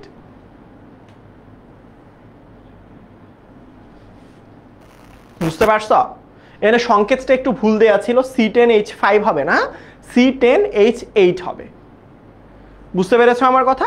সো এইটা একটু ঠিক করে নেবা, হ্যাঁ। C10 মানে হচ্ছে এটা ন্যাপথলিন হবে, এটা একটু ঠিক করে নেবা। পরেরটা দেখো, নিচের কোন বিক্রিয়া উৎপাদিত গ্যাসের ব্যাপন হার সব থেকে বেশি? এই যে দেখো একটা বোর্ড পরীক্ষায় আসা প্রশ্ন, সকল বোর্ড 2018 সালে এসেছিল, তাহলে কতটা গুরুত্বপূর্ণ দেখো। এখানে বিক্রিয়াটা একটু খেয়াল করো, এখানে তুমি একটু বিক্রিয়াটা খেয়াল করো। দেখো কপার এবং সালফিউরিক অ্যাসিড মিলে কি তৈরি হয়? কপার আর সালফিউরিক অ্যাসিড মিলে হয় এখানে কপার সালফেট, আর এখানে এই যে হাইড্রোজেন বাবাজিটা থাকে সেখানে সে আলাদাভাবে হাইড্রোজেন হিসেবে এভাবে থেকে যায়, রাইট? আবার দেখো ক্যালসিয়াম এবং সালফেট মিলে হয় ক্যালসিয়াম সালফেট, এবং এখানের মধ্যে এই যে দেখো হাইড্রোজেনটা আসলে গ্যাস হিসাবে, হাইড্রোজেন তো গ্যাস হিসাবে থাকে না, এখানের মধ্যে পানি তৈরি হয়, এই দুষ্টামি করে না, পানি তৈরি হয়, এবং কার্বনটা যে এইখানে এই যে দেখো ক্যালসিয়াম কার্বনেটের কার্বনটা কার্বন ডাই অক্সাইড তৈরি করে। তার মানে প্রথম একটা গ্যাস পাইলাম যেটা হচ্ছে হাইড্রোজেন, 2 নম্বর থেকে পাইলাম কার্বন ডাই অক্সাইড গ্যাস, 3 নম্বরে দেখো জিঙ্ক আর যদি সালফিউরিক অ্যাসিড বিক্রিয়া করে তাহলে উৎপন্ন হয় জিঙ্ক সালফেট, এবং এখানে হাইড্রোজেন গ্যাস তৈরি হয়। সেম ভাবে 3 ভাবে এখানে যদি বিক্রিয়া করে তাহলে সালফার ট্রাই অক্সাইড তৈরি হয়। এখন দেখো এখানের মধ্যে বলছে যে কোনটা, নিচের কোনটার বিক্রিয়া উৎপাদিত গ্যাসের ব্যাপন হার সব থেকে বেশি? ব্যাপন হার কার সব থেকে বেশি? এখন দেখো বলছে গ্যাস, উৎপাদিত গ্যাস, এখানে উৎপাদিত গ্যাস কোনগুলো? এখানের মধ্যে বলছে এই যে হাইড্রোজেন একটা উৎপাদিত গ্যাস, কার্বন ডাই অক্সাইড একটা উৎপাদিত গ্যাস, এখানেও হাইড্রোজেন উৎপাদিত গ্যাস, এখানেও সালফার ট্রাই অক্সাইড উৎপাদিত গ্যাস। মানে এখানে বলছে গ্যাসের ব্যাপন হার সব থেকে বেশি। তাহলে তুমি বলো এখানের মধ্যে উত্তরটা কি হবে? এখানের মধ্যে যদি আমি বলি এখানের মধ্যে হাইড্রোজেন গ্যাস পাওয়া গেছে ভাইয়া, প্রথমটাতে কি গ্যাস পাওয়া গেছে? হাইড্রোজেন গ্যাস পাওয়া গেছে। পরেরটাতে কি গ্যাস পাওয়া গেছে? কার্বন ডাই অক্সাইড গ্যাস পাওয়া গেছে। পরেরটাতে আবারও হাইড্রোজেন গ্যাস পাওয়া গেছে, তার পরবর্তীতে সালফার ট্রাই অক্সাইড পাওয়া গেছে। তো এখানে তো বুঝাই যায় ভাই, এখানে তো বুঝাই যায় এটার ভরও 2 গ্রাম, এটার ভরও 2 গ্রাম, কার্বন ডাই অক্সাইড এখানের মধ্যে দেখো তো ভালো করে খেয়াল করো, কার্বন ডাই অক্সাইড কি হয় বলো তো, কে না কে ম্যাকগাইভার এলো যেন ফিরে পাবে সোনা হাই কুলঙ্কার হাজি আজি পেটাবে আমায়, ও কুলঙ্কার হাজি, ঠিক আছে। আচ্ছা কপার কি করে, হাইড্রোজেনকে প্রতিস্থাপিত করতে পারে না? আমরা সক্রিয়তা সিরিজে পড়ছিলাম, কে না কে ম্যাকগাইভার, যে উপরে থাকে সে নিচেকে করতে পারে, তার মানে হচ্ছে কপারটা হাইড্রোজেনটাকে প্রতিস্থাপিত করবে, তৈরি হবে। তার মানে এখানের মধ্যে হচ্ছে এটার ভর হচ্ছে 44 গ্রাম, এখানে সালফার ট্রাইঅক্সাইড যদি বলি সালফার হচ্ছে 32 যোগ হচ্ছে 48, অর্থাৎ এখানে ভর হচ্ছে 70 গ্রাম। তাহলে মজার ব্যাপার হচ্ছে এখানের মধ্যে আমার অপশনের মধ্যে দেখো এখানে হাইড্রোজেনও হয়, এখানেও হাইড্রোজেন আছে, অর্থাৎ দুইটার উত্তরই কিন্তু 2 গ্রাম 2 গ্রাম। আমাকে কি বলছে, বেশি, যার ভর কম তার আসলে কি হয় বলো তো বাবা, যার ভর তুলনামূলকভাবে কম হয় তার কিন্তু ব্যাপন হার বেশি হয়। সো এখানের মধ্যে উত্তর, এখানের মধ্যে এখানেও হাইড্রোজেন আছে এখানেও হাইড্রোজেন আছে, দেও একটা উত্তর দিলে হয়েছে, সি মন চাইলে সি দাও, এ মন চাইলে এ দাও। বুঝতে পেরেছো আমার কথা? বাট বেশি অ্যাপ্রোপ্রিয়েট তোমার এখানের মধ্যে সি নাম্বারটা হবে। এটা সক্রিয়তা সিরিজে আমরা আলোচনা করবো ইনশাল্লাহ, কেমন? তারপরে দেখো কোনটার ব্যাপন হার সব থেকে বেশি। দেখো এই যে টাইপের প্রশ্নগুলো, নিচের কোনটার ব্যাপন হার সব থেকে বেশি, কি পরিমাণ প্রশ্ন যে পরীক্ষার মধ্যে আসে সেটা তুমি বুঝতে পারবে একমাত্র বোর্ডে কি পরিমাণ এসেছে। এখানে দেখো বোর্ডে ভরে গেছে এখানের মধ্যে এই প্রশ্নে। প্রথমেই যদি আমি খেয়াল করি এখানের মধ্যে হিলিয়াম, দেখবা হিলিয়ামের ভর কত গ্রাম, 4 গ্রাম, দুইটা হাইড্রোজেনের ভর, একটা হাইড্রোজেনের ভর 1 আর একটা হাইড্রোজেনের ভর 1, অর্থাৎ দুইটা হাইড্রোজেনের ভর 2 গ্রাম, রাইট? কার্বন ডাই অক্সাইডে একটা কার্বনের ভর কত, একটা কার্বনের ভর 12 যোগ দুইটা অক্সিজেন আছে 2 গুণন একটা অক্সিজেনের ভর 16, তাহলে টোটাল কত হবে বলো তো বাবা, 16 দুগুণ 32 আর 12 হচ্ছে 44 গ্রাম। আর এখানে অ্যামোনিয়াতে একটা নাইট্রোজেনের ভর 14 যোগ তিনটা হাইড্রোজেনের ভর 3, তার মানে কত গ্রাম, 17 গ্রাম। এখানে কি বলেছে, সব থেকে বেশি। আমরা জানি সব থেকে ওয়েট যার কম হয় তার ব্যাপন হার বেশি হয়। এবার আমরা যদি দেখি এখানে সব থেকে ওয়েট কম হচ্ছে হাইড্রোজেনের, তার মানে সব থেকে ব্যাপন হার বেশি হাইড্রোজেনের, কারণ তার ওয়েট সব থেকে কম। তারপরে কার, হিলিয়ামের, হিলিয়াম কত, 4 গ্রাম, এই যে হিলিয়াম। তারপরে কার, তারপরে হচ্ছে গিয়ে তোমার অ্যামোনিয়া, কারণ তারটা হচ্ছে 17 গ্রাম। তারপরেরটা হচ্ছে কার্বন ডাই অক্সাইড। আমি আবারও বলতেছি, কার ব্যাপন হার সব থেকে বেশি হয়, যার ভর কম হয়, সে তাড়াতাড়ি ছড়িয়ে পড়তে পারে। এখানের মধ্যে হাইড্রোজেনের ভর কত ছিল, হাইড্রোজেনের ভর ছিল 2, এটার ভর ছিল 4, এটার ভর ছিল 17, এটার ভর ছিল 44, এই তো হয়ে গেল। তার মানে কি, ভরটা বের করব, ক্রমটা বের করব, শেষ। ঠিক আছে, এই যে আবার আচ্ছা, কোন গ্যাসটি কঠিন অবস্থায় ঊর্ধ্বপাতিত হয়? ঊর্ধ্বপাতিত যৌগগুলোর নাম মনে রাখতে হবে। মনে রাখবা, কঠিন কার্বন ডাই অক্সাইড, কঠিন কার্বন ডাই অক্সাইড আছে, আয়োডিন আছে, এই যৌগগুলো আসলে ঊর্ধ্বপাতিত হয়। বুঝতে পেরেছো আমার কথা? কঠিন কার্বন ডাই অক্সাইড। তারপর ঊর্ধ্বপাতিত যৌগ মৌল কোনটা, ওই যে আবার আয়োডিন, এই I2 হইতো যদিও, বা আয়োডিনও আসলেও একটা ঊর্ধ্বপাতিত যৌগ। এগুলো একটু মনে রাখবো। তার পরবর্তীতে দেখো, কোন পদার্থকে তাপ দিলে সরাসরি গ্যাসে পরিণত হয়? আই রিপিট, ঊর্ধ্বপাতিত যৌগ মানে কি, যাকে তাপ দিলে সরাসরি গ্যাসে পরিণত হয়। সো এখানে কিছু যৌগের নাম মনে রাখা খুবই গুরুত্বপূর্ণ। এখানে যেমন বলছে কোনটা সরাসরি, ন্যাপথলিন মনে রাখবো কিছু, ন্যাপথলিন হয়, কঠিন কার্বন ডাই অক্সাইড, তারপর হচ্ছে গিয়ে তোমার আয়োডিন হয়, হ্যাঁ, তারপর হচ্ছে নিশাদল হয়, অ্যামোনিয়াম ক্লোরাইড, তারপর অ্যালুমিনিয়াম ক্লোরাইড হয়। এই যৌগগুলোর নাম একটু মনে রাখবো। বুঝতে পেরেছো আমার কথা? সো এইগুলো পরীক্ষায় আসবে। অণুর মধ্যে ভ্যান ডার ওয়ালস শক্তি সব থেকে বেশি, ভ্যান ডার ওয়ালস শক্তি, এটা তো জানো সবাই বাবা। ভ্যান ডার ওয়ালস শক্তি মানে হচ্ছে গ্যাসের অণুগুলোর মধ্যে শক্তি। এখানে গ্যাস খুঁজে বের করলেই হয়ে যাবে, সেটা হচ্ছে মিথেন, হচ্ছে এক ধরনের গ্যাস। কোনটা আন্তঃআণবিক শক্তি সব থেকে বেশি? সবসময় মনে রাখবা, যারা আসলে কঠিন পদার্থ তাদের আন্তঃআণবিক শক্তি সব থেকে বেশি। এখানে কঠিন কোনটা? কঠিন হচ্ছে পটাশিয়াম ক্লোরাইড, তাহলে এটা হচ্ছে কঠিন পদার্থ, কঠিন পদার্থে আন্তঃআণবিক শক্তি সব থেকে বেশি। কার্বন ডাই অক্সাইড গ্যাস, পানি এটা তো একটা তরল, অ্যামোনিয়া এটা গ্যাস, বাট পটাশিয়াম ক্লোরাইড এটা কিন্তু একটা কঠিন পদার্থ, লবণ, রাইট? সো সুতরাং মনে রাখবো, লবণ তো একটা কঠিন পদার্থ, তার মানে কঠিন পদার্থ হলে সেটা আন্তঃআণবিক শক্তিটা সব থেকে বেশি হয়। বুঝতে পেরেছো আমার কথা? তারপরে দেখো, এবার আসো 3 নাম্বার চ্যাপ্টারে চলে এসেছি। ভ্যানেডিয়ামের এম শক্তি স্তরে কয়টি ইলেকট্রন আছে? খুবই সুন্দর একটা প্রশ্ন। ভ্যানেডিয়ামের এম শক্তি স্তর আমরা জানি সব সময়। কে মানে কি? কে মানে হচ্ছে 1 নাম্বার শক্তি স্তর। এল মানে কি? এল মানে হচ্ছে 2 নাম্বার শক্তি স্তর। এম মানে হচ্ছে 3 নাম্বার শক্তি স্তর, এন মানে হচ্ছে 4 নাম্বার শক্তি স্তর। এখন প্রশ্ন আসছে ভ্যানেডিয়ামের এম শক্তি স্তর, তো ভ্যানেডিয়ামের ইলেকট্রন বিন্যাস করে অনেকে বলবে যে ভাইয়া ভ্যানেডিয়ামের সংখ্যা কত, স্ক্যান্ডিয়াম ক্যালসিয়ামের পরে স্ক্যান্ডিয়াম টাইটেনিয়াম তারপর ভ্যানেডিয়াম, স্ক্যান্ডিয়াম 21 তারপর হচ্ছে স্ক্যান্ডিয়াম টাইটেনিয়াম 22 ভ্যানেডিয়াম হচ্ছে 23 নাম্বার মৌলের ইলেকট্রন বিন্যাস করো, এটা তো তোমরা সবাই পারো ইলেকট্রন বিন্যাস 1s2 2s2 2p6 তার পরবর্তীতে দেখো 3s2 3p6 তারপরে 3d লিখে রাখি, আগে 4s এ একটা দিয়ে দেই, 4s এ দুইটা দিয়ে দাও, তারপরে এখানে এই যে একটা।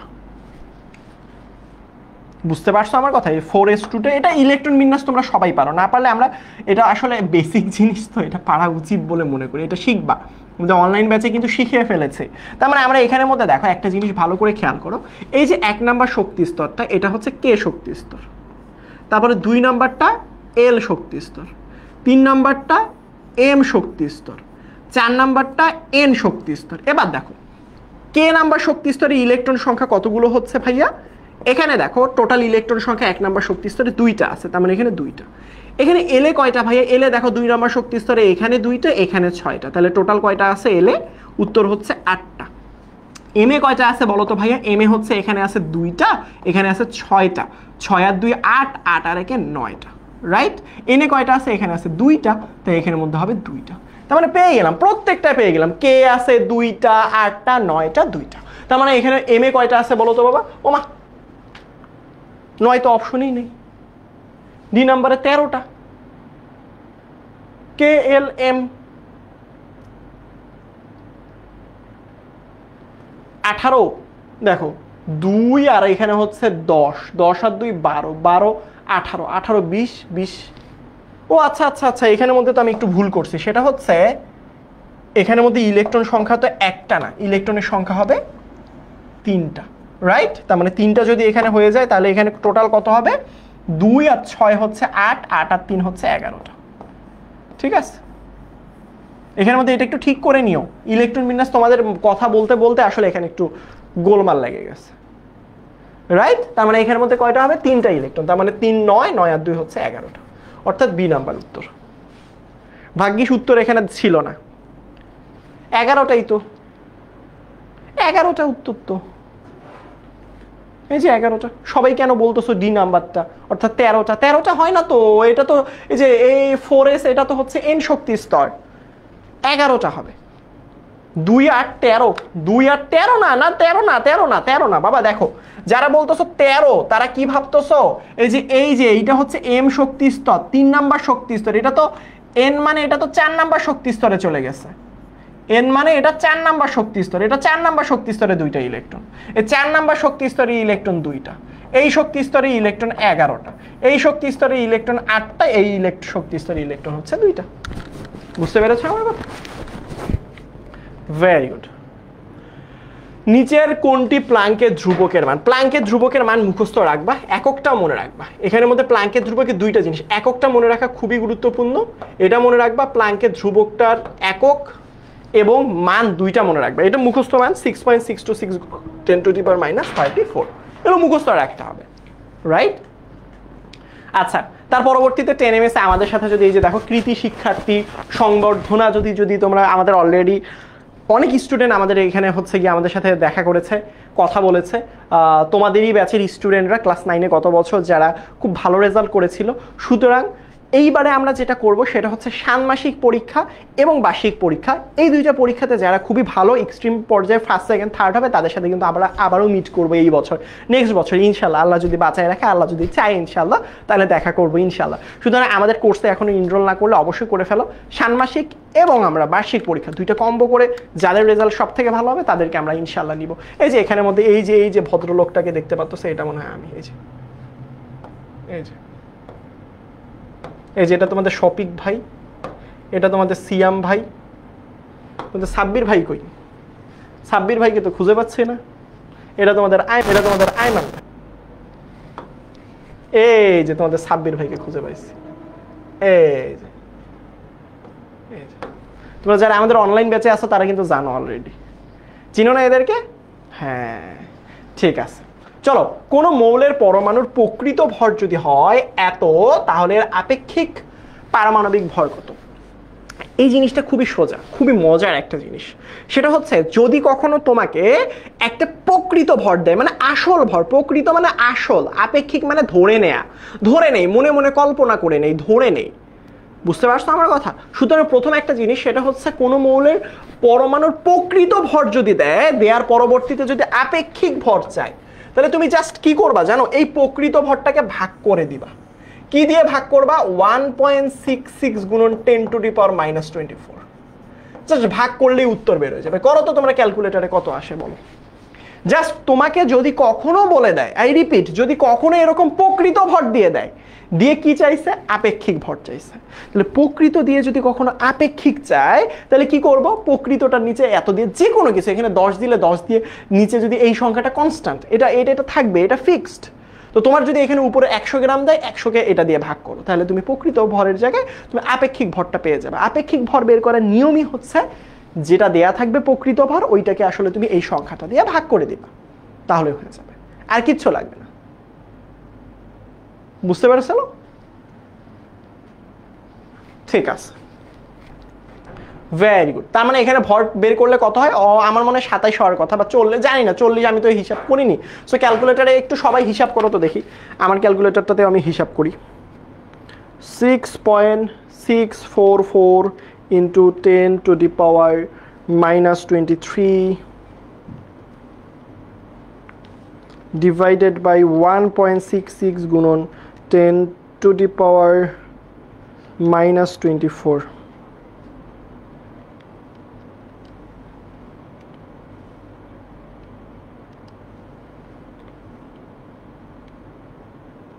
আহা, ক্যালকুলেটার আমার উত্তর কি দিছে জানো? ক্যালকুলেটার উত্তর দিছে 3.322 ডিভাইডেড বাই 83। এই ভাগ যদি আমার করতে হয় হাতে হাতে, তাহলে ক্যালকুলেটরকে তো ধন্যবাদ দিতে হবে। হায় রে জীবন, কি যে করতেছি ক্যালকুলেটারে, কি যে উত্তর তো না আসতেছে না, এটা অন্য কোনো ইয়াতে দেয়া আছে। এই হিসাব যদি আবার আমি হাতে হাতে, এবার আমি কি এখন পরীক্ষার হলে এটা করবো? 83 ভাগ 3.322। হ্যাঁ, এ তো জীবন, মানে আমার তো অনেক উপকার করলো এই ক্যালকুলেটার। জীবন যুদ্ধে তো অনেক দূর এগিয়ে গেলাম বাবা, এই জীবন আর চাই না বাবা। ঠিক আছে, হিসাব নিকাশ কইরো। ঠিক আছে, দেখো টিউমারের উপস্থিতি নির্ণয় কোনটি ব্যবহার করা, এগুলো মুখস্থ, এগুলো মুখস্থ জিনিস, মুখস্থ রাখতে হবে। টিউমার থেকে শুরু করে এটা কত, এটা হচ্ছে কোবাল্ট 60, এগুলো মুখস্থ রাখবে, এগুলো বোঝানোর কিছু নেই। বই খুলবা, এই 3 নাম্বার চ্যাপ্টারে সবার শেষের দিকে পেজে দেখবে এগুলো লেখা আছে। বুঝতে পারছো আমার কথা? বুঝতে পারছো? সো ওই জায়গার মধ্যে একটু খেয়াল করলেই হয়ে যাবে ইনশাল্লাহ। তারপরে আয়রন 3+ আয়নের, এই যে দেখো একটু আগে এটা অনেকে ভুল করতেছিল, এম শেলে কতটি ইলেকট্রন আছে? দেখো বাবা ভালো করে খেয়াল করো, আয়রন 3+ আয়নের এম শেলে কতটি ইলেকট্রন রয়েছে। তো মানে এই জায়গাটার মধ্যে যদি আমরা একটু খেয়াল করি, তাহলে খেয়াল করবা, দেখো ভালো করে খেয়াল করো, সেটা হচ্ছে ভাইয়া কি বলছি? আয়রন 3+, তাই না? তাহলে আমি শুধুমাত্র আয়রনের ইলেকট্রন বিন্যাস করব। আয়রন কত জানি? 26। তাহলে আয়রনের ইলেকট্রন বিন্যাস করলে কত পাওয়া যায়? 1s2 2s2 2p6 3s2 3p6 3d রাখো 4s2 3d6। এখন মজার ব্যাপার দেখো, এখানে কি বলছি আমি? আমাকে বলছে 3+। 3+ মানে কি? 3+ মানে হচ্ছে এই আয়রন বাবাজির কাছ থেকে 3টা ইলেকট্রন যদি তুমি বের করে দিতে পারো, তাহলেই হয় আয়রন 3+। তার মানে তুমি এখান থেকে যদি এই পুরো জিনিসটা থেকে 3টা ইলেকট্রনকে বের করতে হবে, তাহলে এই যে দেখো, তাহলেই তুমি পাবা আয়রন 3+। তাহলে 3টা ইলেকট্রন যখন আমি বের করব, ইলেকট্রন যখন বের করা হয় সর্বশেষ শক্তি স্তর থেকে আগে বের করা হয়। আই রিপিট, ইলেকট্রন বের করার ক্ষেত্রে বের করি শেষ কক্ষপথ থেকে, শেষ কক্ষপথ থেকে। কি থেকে? শেষ কক্ষপথ থেকে, তাই না? সো দেখো এখানের মধ্যে শেষ কক্ষপথ কোনটা বলো তো? আই রিপিট, শেষ কক্ষপথ কোনটা হবে? শেষ কক্ষপথ এখানের মধ্যে দেখো, এখান থেকে 2টা ইলেকট্রন বের করব। তাহলে এখান থেকে দুইটা ইলেকট্রন বের করলে হয়ে যাবে 4s2 ছিল 4s0 হয়ে যাবে। তাহলে দেখো এখান থেকে আমি কয়টা বের করব বলো তো, এখান থেকে দুইটা বের করার পর তা নাই, আমার তো তিনটা বের করতে হবে। তাহলে আগে শক্তি স্তরে চলে আসো 3d, তাহলে এটা হয়ে যাবে 3d6 ছিল, এখান থেকে একটা বের করলে টোটাল তিনটা হয়ে যায়, এখানে দুইটা আর এখান থেকে একটা, তাহলে 3d5। আগেরগুলো আগের মতো আছে, আগেরগুলো আগের মতো 1s2 2s2 2p6 3s2 3p6, তারপর হচ্ছে 3d5। তাহলে এখানে কি বলছে এম শেল। তাহলে মজার ব্যাপারটা দেখো, এটা হচ্ছে কোন শেল বলো তো বাবা?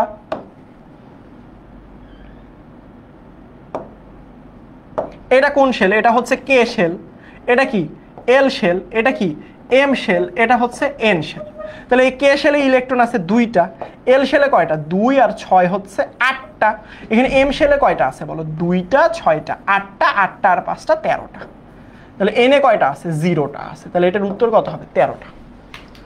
এইগুলো কিন্তু একটু বের করা শিখতে হবে, খুবই সোজা জিনিস। জাস্ট আমি অ্যাজ ইউজুয়াল ইলেকট্রন বিন্যাস করব, শুধুমাত্র যতগুলো প্লাসের কথাবার্তা বলবে জাস্ট ওই প্লাস সংখ্যাটা বিয়োগ করে দিব, অর্থাৎ অতগুলো ইলেকট্রন সর্বশেষ শক্তি স্তর থেকে আগে বের করব। 3টা প্লাস বলছিল, যার কারণে আমি 2টা সবার এখান থেকে 2টা বের করলাম, আরো একটা বের করতে হবে, যার কারণে যেটা এইখান থেকে বের করলাম, আরেকটা বের করতে বললে এখান থেকে আরেকটা বের করতাম। প্যারা, বুঝতে পেরেছ? হাইড্রোজেনের আইসোটোপ কতটা বলো দেখি? হাইড্রোজেনের আইসোটোপ, এখন ব্যাপার আছে, এখানে একটা প্রশ্ন আছে, সেটা হচ্ছে হাইড্রোজেনের আইসোটোপ দুই ভাবে কাউন্ট করা হয়। একটা হচ্ছে ভাইয়া বলে প্রকৃত আইসোটোপ কতগুলো, আর একটা হচ্ছে হাইড্রোজেনের টোটাল আইসোটোপ কতগুলো। সো আমি যদি হিসাব করি যে মানে হাইড্রোজেনের টোটাল আইসোটোপের কথা, যদি আমি তোমাকে টোটাল আইসোটোপের কথা বলি, তাহলে তোমাকে বলতে হবে 7টা। আর যদি আমি বলি যে প্রকৃতিতে মানে পরিবেশের মধ্যে প্রকৃতিতে কতগুলো পাওয়া যায়, উত্তর হচ্ছে 3টা পাওয়া যায়। Hydrogen, protium, deuterium. হ্যাঁ, একটা হচ্ছে প্রোটিয়াম, একটা হচ্ছে ডিউটেরিয়াম, আর একটা হচ্ছে টিট্রিয়াম। এই 3টা পাওয়া যায়। সুতরাং তোমাকে যদি প্রশ্নে জিজ্ঞেস না করে যে ভাই আসলে এটা কি হাইড্রোজেনের আইসোটোপের যে জিজ্ঞেসটা করলাম, এটা আমাকে টোটালও বলে নাই, প্রকৃতিতে কতগুলো বলছে এটাও বলেনি, তাহলে তুমি সবসময় টোটাল যেই সংখ্যাটা সেটা দিয়ে দিবা, কারণ তোমাকে স্পেসিফিক ভাবে বলে নাই তো তোমার প্রকৃতিতে কতগুলো পাওয়া যায়। তো জিজ্ঞেস না করলে তুমি টোটালটা দিবা, আর যদি বলে যে প্রকৃতিতে কতগুলো পাওয়া যায় তাহলে তুমি 3টা দিয়ে দিবা। বুঝতে পেরেছ? Very good. একটা প্রোটনের প্রকৃত ভর কত, এগুলো মুখস্থ জিনিস। প্রোটনের ভর কত, নিউট্রনের ভর কত, এই ভরগুলো কিন্তু মুখস্থ মান। বুঝতে পেরেছ আমার কথা? এই ভরগুলো মুখস্থ রাখতে হবে। 1.67 গুণন 10⁻⁻24। ঠিক আছে। অনলাইন ব্যাচ 2025 শিক্ষার্থীদের নিয়ে আমাদের প্ল্যান, মানে তোমাদেরকে নিয়ে আমাদের প্ল্যানটা কি, আসলে আমরা কি করতে চাই, এটা এখন আমরা শেয়ার করব তোমাদের সাথে। সো প্রথমে দেখো, আমরা কিন্তু তোমাদের এক্সাম প্রিপারেশন নিচ্ছি টেস্ট পরীক্ষার মাধ্যমে। দেখো টেস্ট নিচ্ছি, এক্সাম প্রিপারেশন টেস্ট নিচ্ছি। এটা হাফ ইয়ারলি প্রিপারেশন টেস্ট 1 হবে আমাদের, তার পরবর্তীতে হচ্ছে গিয়ে হাফ ইয়ারলি প্রিপারেশন টেস্ট 2 হবে। অর্থাৎ এই টেস্ট পরীক্ষাগুলো কারা দিবে? যারা শুধুমাত্র আমাদের পেইড গ্রুপের স্টুডেন্ট, তারাই দিতে পারবে। বুঝতে পেরেছ তোমরা? মানে তোমাদের প্রিপারেশনটা মানে তুমি কতটুকু ভালো পারো এটা বুঝার জন্য কিন্তু পরীক্ষা দেওয়ার কোনো বিকল্প নেই, কোনো বিকল্প নেই। বুঝতে পেরেছ? সুতরাং শুয়ে বসে যেখানেই থাকো না কেন ভাই, প্রথমে তোমাকে যেটা করতে হবে, কোর্সে কিন্তু ইনরোল করতে হবে। সো ইনরোল করলেই কিন্তু তোমরা এটা ইনশাল্লাহ পাবা। এখন যদি বলো যে ভাই ইনরোল করবো কেমনে, ওই যে বললাম শুয়ে বসে ফোন টিপে তো লাভ নাই, 16910 এই নাম্বারে কল করো, তাইলেই হবে ইনশাল্লাহ। সো দেখো তোমরা এখান থেকে আবার আরেকটা জিনিস পাবা, সাজেশন পিডিএফ পাবা তোমাদের পরীক্ষার। হ্যাঁ, সো ফুল বই যেটা হচ্ছে কভার করানো হবে। হ্যাঁ, তার পরবর্তী সাজেশন পিডিএফ গুলো অ্যাপে ডাউনলোড করতে পারবা। তার পরবর্তীতে দেখো এনসিটিভির বই দাগানো পাবা, দাগানো বইয়ের মধ্যে আবার সাজেশন আলাদা করে পাবা। সো এইগুলো কিন্তু শুধুমাত্র আমাদের পেইড ব্যাচের স্টুডেন্টরা পাচ্ছে। কেমন? ঠিক আছে। আর আমাদের তো তোমাদের জন্য যেটা রিভিউ ক্লাস চলতেছে 1.5 ঘন্টা করে। ঠিক আছে, এটা তো পেয়ে গেছো তোমাদের। হ্যাঁ, আচ্ছা ঠিক আছে। তার পরবর্তীতে আমি যখন হচ্ছে গিয়ে তোমার একটু পরে এই গ্রুপে, হ্যাঁ সুপার স্টুডেন্ট গ্রুপের মধ্যে আমি একটা পোস্ট দিব, তোমরা ক্লাসটা কেমন লেগেছে অবশ্যই সেখানে তোমাদের যে কোনো প্রশ্ন থাকলে জানিয়ে দিবা যে এই ক্লাসটা করে ভাই এই প্রশ্নগুলো এখনো বাকি। বুঝতে পেরেছ? আমি এইচএসসি 27, কোনো সমস্যা নেই, তুমিও ক্লাস করো, কোনো সমস্যা নেই ভাইয়া, তুমি ক্লাস করো। ঠিক আছে। হ্যাঁ, রিভিউ ক্লাস কিন্তু আমাদের আছে আবার। ঠিক আছে, পেইড গ্রুপের স্টুডেন্টদের জন্য। আচ্ছা, যেখানের মধ্যে পেইড স্টুডেন্টের গ্রুপের জন্য আলাদা কিন্তু একটা ডাউট থ্রেড আছে, ঠিক আছে, আর যেখানে তুমি তোমার ডাউট জানালে 24 ঘন্টার মধ্যে উত্তরগুলো পেয়ে যাবে ইনশাআল্লাহ। সো তুমি যদি ভর্তি হইতে চাও জাস্ট কি করবা, শুয়ে বসে না থেকে 16910 এই নাম্বারে কল করবা, কেমন? ঠিক আছে। দেখো কপারের ইলেকট্রন বিন্যাস, ফিরে আসি পড়াতে। সো কপারের ইলেকট্রন বিন্যাস, ঠিক আছে, ঠিক আছে ভাইয়া। দেখো এখানের মধ্যে সেটা হচ্ছে কপারের ইলেকট্রন বিন্যাসের সুস্থিতি অবস্থা, ভালো করে বুঝো, কপারের ইলেকট্রন বিন্যাসের সুস্থিত অবস্থা সবসময় মনে রাখবা। কপারের সুস্থিত অবস্থা মানে কি? ইলেকট্রন বিন্যাস আমরা সবসময় মনে রাখবো দুইটা পরমাণু, ক্রোমিয়াম আর একটা হচ্ছে কপার, দুইটাই সি দিয়ে, সি সি সি, দুইটাই কি করছে? দুইটা ব্যতিক্রম ইলেকট্রন বিন্যাস দেয়, মনে রাখবা। দুইটা কি দেয়? ব্যতিক্রম ইলেকট্রন বিন্যাস দেয়, ব্যতিক্রম ইলেকট্রন। এই দুইটা সিকিউতেও আসে বাবা, প্রদর্শন করে। কি করে? ব্যতিক্রম ইলেকট্রন বিন্যাস প্রদর্শন করে।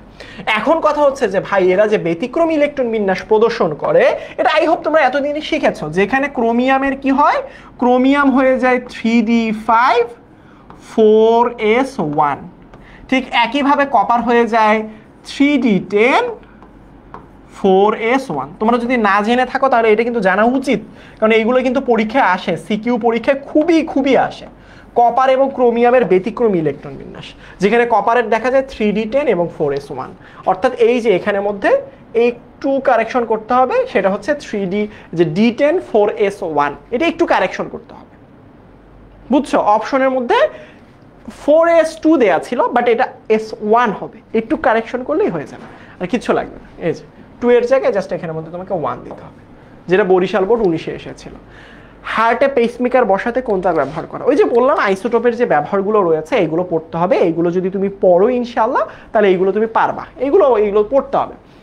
আরেকটা জিনিস সেটা হচ্ছে পার্সেন্টেজ, মাঝে মাঝে পরমাণুর একটা মাত্র পরমাণুর ভর দিয়ে দেয়, আর মাঝে মাঝে পার্সেন্টেজ দিয়ে দেয়। যদি কখনো তোমাকে পার্সেন্টেজ দিয়ে আপেক্ষিক পারমাণবিক ভর বের করতে বলে, মনে করবা তোমার জন্য বোনাস প্রশ্ন। কেন? দেখো, যদি কখনো পার্সেন্টেজ দেয় তার মানে পার্সেন্টেজ মানে কি? শতকরা। শতকরা মানে আল্লাহর নাম নিয়ে প্রথমে 100 দিয়ে ভাগ করে দিবা, যেহেতু তোমাকে পার্সেন্টেজ দিচ্ছে। এখানে মজার বিষয় দেখো, সবসময় মনে রাখবে এই যে উপরের পারমাণবিক ভরের সাথে ওই পার্সেন্টেজটা গুণ করে দিতে হবে, পারমাণবিক ভরের সাথে পার্সেন্টেজের সংখ্যাটা গুণ করে দিতে হবে। তাহলে তুমি যদি এখানের মধ্যে ভালো করে খেয়াল করো, যদি তুমি 16 এর সাথে দেখো 16 এর সাথে 38%টা গুণ করো, তাহলে 16 গুণন 38, তারপরে যোগ, সূত্রের যোগ, তাহলে 15-এর সাথে 62 গুণ করলে 15 গুণন 62।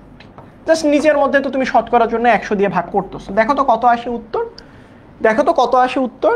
এটা কি ডি নাম্বারটা আসে নাকি সি নাম্বারটা আসে? আমার কাছে তো ক্যালকুলেটর, আমার তো ক্যালকুলেটর আবার মহাজ্ঞানী বাবা, তারে দিলে যা সুন্দর হিসাব দেয়। কত আসে? বি নাম্বারটা আসে 15.62, এর তো বলছে সি নাম্বারটা, আমি জানি না, ক্যালকুলেটরে যেটা আসবে সেটাই।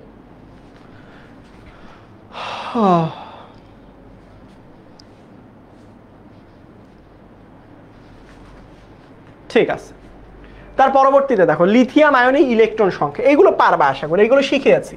লিথিয়াম আয়ন আর ওই যে আমি আয়রন 2+ এটা দিয়ে শিখিয়েছিলাম, সো এইটা একটু বাসায় ট্রাই করবা।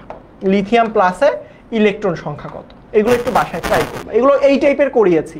স্ক্যান্ডিয়ামের এম শেলে ইলেকট্রন সংখ্যা কতগুলো থাকে, এইগুলো করিয়েছি। এই টাইপের প্রশ্নগুলো কে শেলে, এম শেলে, এন শেলে, এইরকম টাইপের প্রশ্নগুলো অলরেডি সলভ করিয়েছি, এগুলো একটু করবা। তার পরবর্তীতে দেখো 3p অরবিটাল কোন শক্তি স্তরে থাকে, অর্থাৎ দেখো ভালো করে প্রশ্নটা দেখো, এখানের মধ্যে বলছে কি 3p অরবিটাল কোন শক্তি স্তরে থাকে। এটা 3p শক্তি স্তর মানে তো সামনের সংখ্যাটা বাবা, এইটা হচ্ছে শক্তি স্তর, কোনো একটা অরবিটালের সাথে শক্তি স্তর। আর এখানের মধ্যে p মানে কি? p মানে হচ্ছে উপশক্তি স্তর। কি বলছি? উপশক্তি স্তর। একটা হচ্ছে শক্তি স্তর আর একটা হচ্ছে উপশক্তি স্তর। সো এখানের মধ্যে কি বলছে? 3p অরবিটাল কোন শক্তি স্তরে থাকে, প্রথমেই তো 3 বলে দিয়েছে, তাহলে 3 হইলে কি হবে আমরা জানি কি হয়, মান হচ্ছে কে এল এম এন, রাইট? এটা হচ্ছে 1 নম্বর শক্তি স্তর, এটা 2, এটা 3, এটা 4। তাহলে এখানের মধ্যে কি বলছি, শক্তি স্তর না, তার মানে এটা হচ্ছে এম শক্তি স্তর। এই যে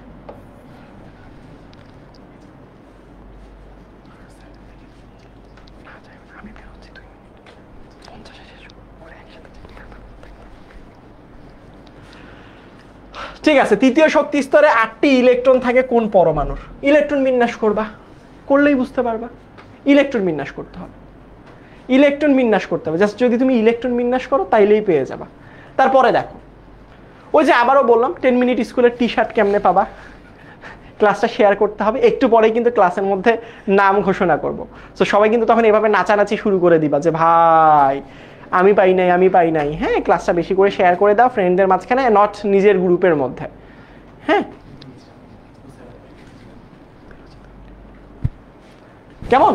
কোনটির ইলেকট্রন বিন্যাস ব্যতিক্রম? ওই যে আমি বলছিলাম দুইটা, একটা হচ্ছে কপার আর একটা হচ্ছে ক্রোমিয়াম। তাহলে কপার এবং ক্রোমিয়ামের ইলেকট্রন বিন্যাস ভিন্ন হয়। তাহলে এখানে ক্রোমিয়ামের কত 24, তার মানে 24, ক্রোমিয়াম কত? ক্রোমিয়াম হচ্ছে কপার হচ্ছে 29, ক্রোমিয়াম হচ্ছে 24। এই যে দেখো এটা হচ্ছে 24 আছে। এটা পরীক্ষা আসে। ক্লোরিনের কয়টি প্রোটন আছে? একটা পরমাণুর প্রোটন সংখ্যা কতগুলো এটা তার পারমাণবিক সংখ্যা দ্বারা নির্ধারণ করা হয়। ক্লোরিনের পারমাণবিক সংখ্যা কত? 17, যার কারণে তার প্রোটন সংখ্যা হচ্ছে 17। সোডিয়াম প্লাস আয়নে ইলেকট্রন সংখ্যা, এগুলো বহুতবার করাইছি ক্লাসের মধ্যে, আজকে বহুতবার করাইছি। জাস্ট একবার করো, ইনশাল্লাহ পেয়ে যাবা। এগুলো জাস্ট আগের মানে আগের টাইপের একই জিনিস। এই আয়নে এই যে এটা একটু মিস্টেক হয়েছে, অক্সিজেন 2- আয়নে কতগুলো ইলেকট্রন সংখ্যা? 2- মানে কি, দুইটা ইলেকট্রন এক্সট্রা আছে, অর্থাৎ অক্সিজেন 2- কি, অক্সিজেন কি করে? অক্সিজেন স্বাভাবিকভাবে আমরা কি জানি, অক্সিজেনের ইলেকট্রন সংখ্যা হচ্ছে কয়টা? 8টা, তার প্রোটন সংখ্যা হচ্ছে 8টা। 2- মানে কি, একটা অক্সিজেন দুইটা ইলেকট্রন গ্রহণ করলেই না আসলে অক্সিজেন হয় 2-, রাইট? তাহলে স্বাভাবিক অক্সিজেনের যদি 8টা থাকে, তাহলে অক্সিজেন 2- তো দুইটা ইলেকট্রন গ্রহণ করছে, অর্থাৎ 8টার থেকে দুইটা বেশি হবে, অর্থাৎ 10টা। তার মানে এখানে ইলেকট্রন সংখ্যা কয়টা হবে? 10টা। হ্যাঁ, সো অক্সিজেন 2- তো ইলেকট্রন সংখ্যা 10টা, এখানে অপশনই নেই। মাশাআল্লাহ, ইলেকট্রন সংখ্যা এখানে যে কোনো একটা অপশন বানায় দাও, উত্তর হবে 10টা। বুঝছো? ও আচ্ছা, আমরা তো -2 দিয়ে করছি, এরা শুধুমাত্র অক্সিজেন দিয়ে করছে। অক্সিজেন তো কোনো আয়ন না, শুধু একটা পরমাণু। ক্যালসিয়াম 2+ ইলেকট্রন সংখ্যা একটু বের করে ফেলবা, জাস্ট একটু চেষ্টা করলেই তোমরা পারবা ইনশাআল্লাহ। অর্ধবার্ষিকী পরীক্ষা ফ্রি আলটিমেট সলিউশন, যারা যারা এখনো হচ্ছে আমাদের কোর্সে এনরোল করনি অবশ্যই করে ফেলবা। বুঝতে পেরেছো আমার কথা? ঠিক আছে। তারপরে দেখো, সোডিয়াম পরমাণুতে নিউট্রন সংখ্যা, জাস্ট এই উপরের সংখ্যা থেকে নিচের সংখ্যা বিয়োগ করলে নিউট্রন সংখ্যা পাওয়া যায়। তো উপরের সংখ্যা থেকে নিচের সংখ্যা বিয়োগ করলে 12, তাহলে 12 হচ্ছে নিউট্রন সংখ্যা। এই যে 12 হচ্ছে এর কি সংখ্যা? নিউট্রন। নিউট্রন সংখ্যা কিভাবে পাই? উপরের সংখ্যার সাথে নিচের সংখ্যাটা বিয়োগ করলে নিউট্রন সংখ্যা পাওয়া যায়। হিলিয়াম পরমাণুর নিউট্রন সংখ্যা, ওই যে বললাম উপরের সংখ্যাটার সাথে নিচের সংখ্যাটা বিয়োগ করবো, অর্থাৎ 4 - 2, তাহলে এখানে কত হয়? 2, তার মানে এখানে কত হবে? 2। উত্তর কত? 2। আর আমাদের যদি এই যে দাগানো বইগুলো পেতে চাও তাহলে কি করতে হবে? তোমরা দাগানো বইগুলো পেতে চাইলে 16910 এই নাম্বারে ফোন করবে। এই যে দেখো ইলেকট্রন সংখ্যা, ত্যাগকৃত ইলেকট্রন সংখ্যা কতগুলো, ইলেকট্রন, এগুলো অনেকবার করছি। অ্যালুমিনিয়ামের ইলেকট্রন বিন্যাস করবো, 3টে ইলেকট্রন বের করে দিব, তাহলেই হয়ে যাবে, আর কিচ্ছু লাগবে না। ওই যে টেকনিশিয়ামের আইসোটোপের লাইফ টাইম কত? এটা হচ্ছে 6 ঘন্টা। এইগুলো বাবা আসে, এগুলো হচ্ছে আসে, প্রচুর পরিমাণে আসে, প্রচুর পরিমাণে আসে, এগুলো সলভ করতে হবে। এখন দেখো আজকের টি শার্ট উইনার কে আসলে? কেউ কি তার নাম গেস করতে পারবা? কেউ কি তার নাম গেস করতে পারবা? আমি বলি আজকে টি শার্ট উইনার কে, আমি তার নামটা বলে দিই। যারা শেয়ার করেছো ক্লাসে সব থেকে বেশি অ্যাক্টিভ ছিল, তার নামটা একটু লিখে দিই। কি হতে পারে তার নাম বলো? কেউ বলতে পারবা টি শার্ট উইনার আজকের কে? কেউ আইডিয়া করতে পারবা? আজকে টি শার্ট উইনারের নামটা আমি বলি।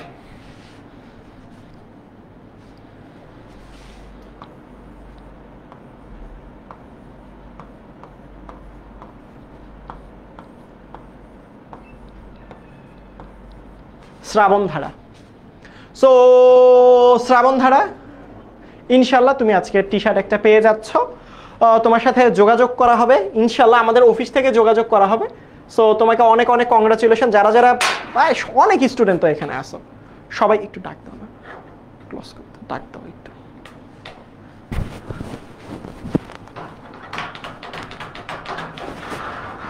সো কংগ্রাচুলেশন তোমাকে, টি শার্ট উইনার আজকের। সো যারা যারা ক্লাস মনোযোগ দিয়ে করেছো অসংখ্য ধন্যবাদ। ক্লাসটা যারা যেখানে বুঝুনি তারা আবারও বলবো ক্লাসটা করবা, যেই জায়গাগুলোতে বুঝো নাই সেই জায়গাগুলো একটু বোঝার চেষ্টা করবা, রেকর্ডেড আছে সেই পার্টগুলো করবা, ইনশাল্লাহ বুঝতে পারো। নিজেকেও পড়তে হবে, নিজেকেও চেষ্টা করতে হবে, ইনশাল্লাহ তুমি পারবা। সবাই ভালো থাকবা, সবাই আমার জন্য দোয়া করবা ইনশাল্লাহ। সবার সাথে দেখা হবে আবারও কোনো একটা ক্লাসে। আসসালামু আলাইকুম, আল্লাহ হাফেজ।